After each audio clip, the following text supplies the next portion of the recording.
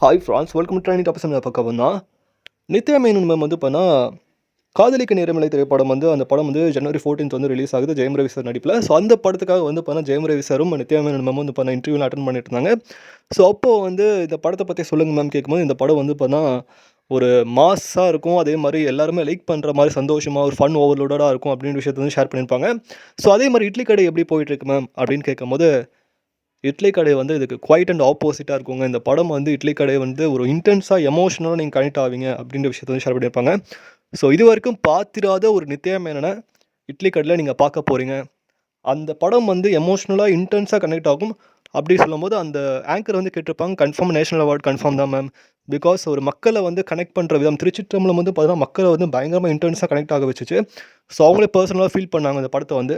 So அதே மாதிரி இட்லி கடையில் கன்ஃபார்மாக ஒரு எமோஷ்னல் கனெக்ட் வந்து இன்டென்ஸாக இருக்கும். இது வரைக்கும் பார்த்திராத ஒரு நித்யா மேனனை நீங்கள் இதை பார்க்க போகிறீங்க அப்படின்னு விஷயத்தை ஷேர் பண்ணியிருப்பாங்க.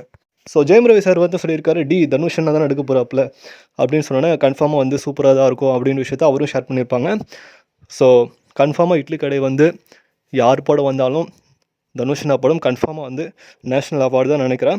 ஸோ படத்தோட ரிவ்யூவர் ஃபஸ்ட்டு வந்து நித்யா மேனன் மேம் தான் இருப்பாங்க. அவங்களே என்ன சொல்லியிருக்காங்க, இந்த படத்துக்கு ஆப்போசிட்டாக தான் இந்த படம் இருக்கும்.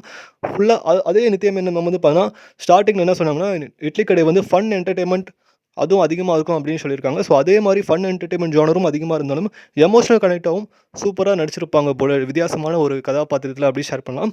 ஸோ இதை பற்றி உங்களுக்கு வந்து கீழே கமெண்ட் பண்ணுங்கள். மேலே சேனல் லைக் பண்ணுங்கள், ஷேர் பண்ணுங்கள், சப்ஸ்கிரைப் பண்ணுங்கள், மறக்காம பெல் ஐகான் லைக் பண்ணுங்கள். மகிழ்ச்சி.